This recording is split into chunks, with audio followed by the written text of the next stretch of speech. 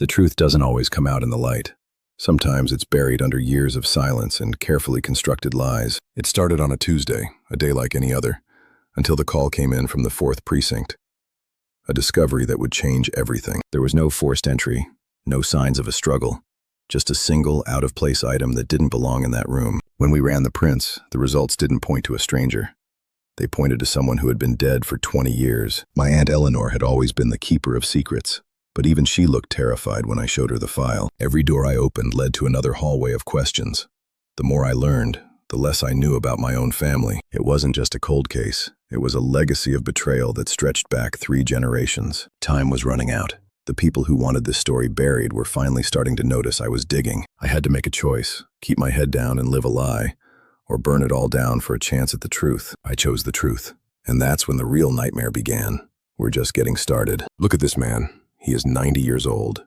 He raised children, worked for decades, showed up for every important moment in their lives. And tonight, on his birthday, he is eating alone. Not because his children are cruel, not because they don't love him, but because nobody warned him about what happens after the children grow up. Nobody talked about it. And right now, millions of families are living this exact silence. His children have their own lives, and he is only now understanding what that actually means. There is a belief that lives inside almost every parent who has ever loved deeply. Never spoken, never written down, but completely real. It goes like this: I will give everything. I will sacrifice my sleep, my comfort, my ambitions for you. And when I am old and the house gets quiet, you will be there. This is not manipulation. This is love, expressed in the only language many parents know. And for generations, it worked, because the world was structured around it. Children lived nearby. Families gathered weekly.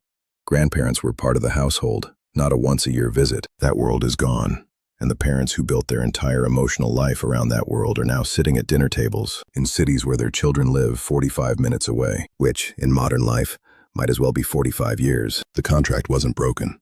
It was made obsolete by a world that moved too fast for anyone to renegotiate. Nobody decides to drift away from their parents. It happens the way water carves through rock, so slowly that nobody notices until the canyon is already there. A visit gets rescheduled. A phone call gets cut short because dinner is on the stove.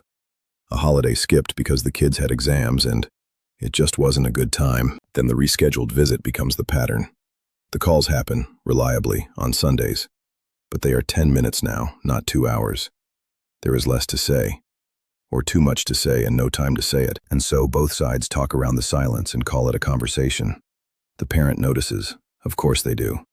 A person who spent decades reading the emotional weather of their home does not miss the fact that something has changed. But here is what almost never gets discussed.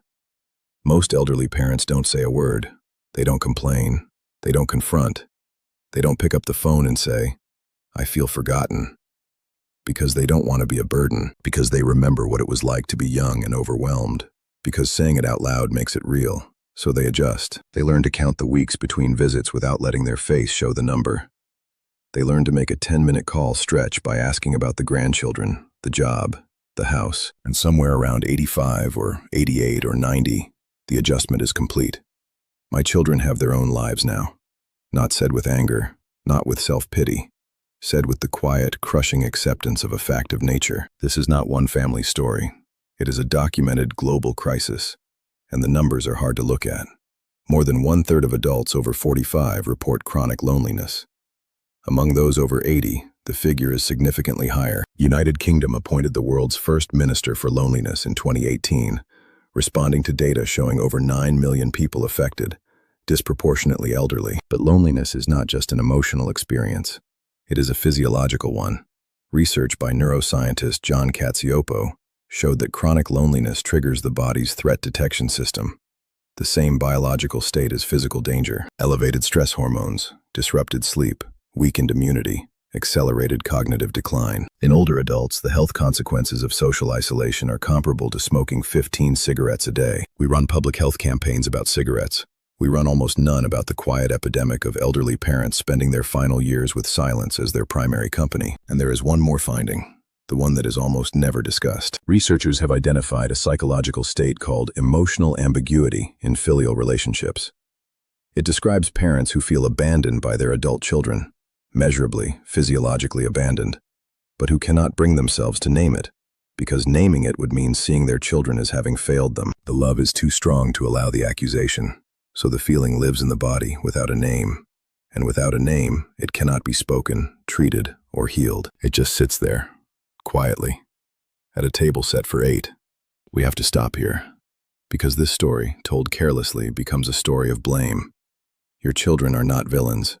In most cases, they are simply exhausted. Adult children today are what sociologists call the squeeze generation, pressed between aging parents and dependent children, while working in an economy that offers less stability and less time than any generation before them. Research shows that nearly half of adults in their 40s and 50s have both an elderly parent and a child they are supporting. A third have provided financial help to a parent in the last year. More than half say they don't have enough time for their own basic needs. This is not a generation of neglectful children.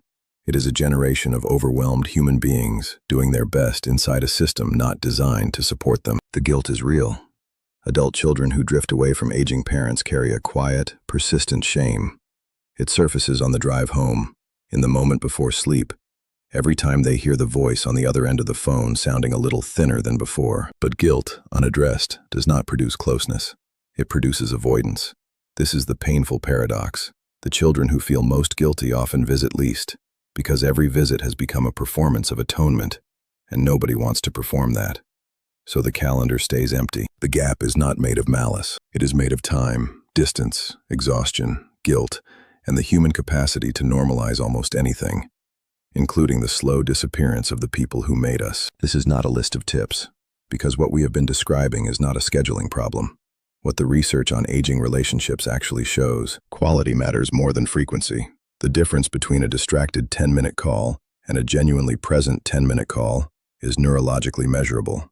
Being truly seen for 10 minutes is more nourishing than being spoken to for an hour while someone checks their email. Guilt-based communication backfires. Many parents express loneliness through the language of disappointment. You never call, you don't visit like you used to, without realizing it. These are honest expressions of pain, but they land as accusations, triggering the very withdrawal the parent was trying to prevent. What works? Directness without punishment built in. I miss you. I'd love to see you next month.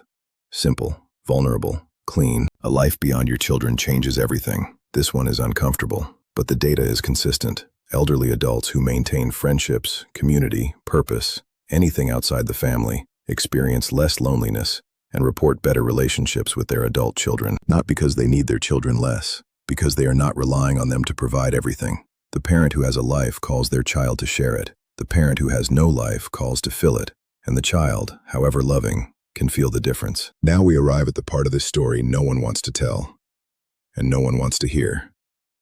At 90, if you are truly honest, you will understand something that your love spent a lifetime obscuring. Your children were always separate people. The baby you held, that creature who looked at you as though you were the only fixed point in the universe, was always moving toward their own life. Every milestone was, in the most literal sense, a step away from you. You celebrated every single step, because you knew this was the point. And then somewhere around your 70th birthday, when your children were deep inside their own enormous lives, you looked at the distance they had traveled, and instead of pride, you felt the shape of the absence they left behind. The empty chair, the grandchildren who have forgotten to call you grandfather because they see you so rarely. The hardest truth is this: you raised them to leave, you succeeded, and now you are living inside your own success. Research by Stanford psychologist Laura Carstensen on emotional well-being in late life shows that elderly adults with the highest sense of peace are not those whose children visit most. They are those who have made what she calls a meaning-based peace with life as it actually is, not as they expected it to be. This peace is not resignation. It is not giving up. It is the same freedom you spent your whole life trying to give your children. You just have to be willing, finally, to take it for yourself. Look at him again. He is 90. He is eating alone. But look at how straight he sits. The small, private smile when he takes the first bite of the cake. Performed for no one, because there is no one to perform for. His children have their own lives, and he, after 90 years, finally has his. Here is the question I want to leave with you, not for him, for you. When your children finally live their own lives, fully, freely, without apology, will you be ready?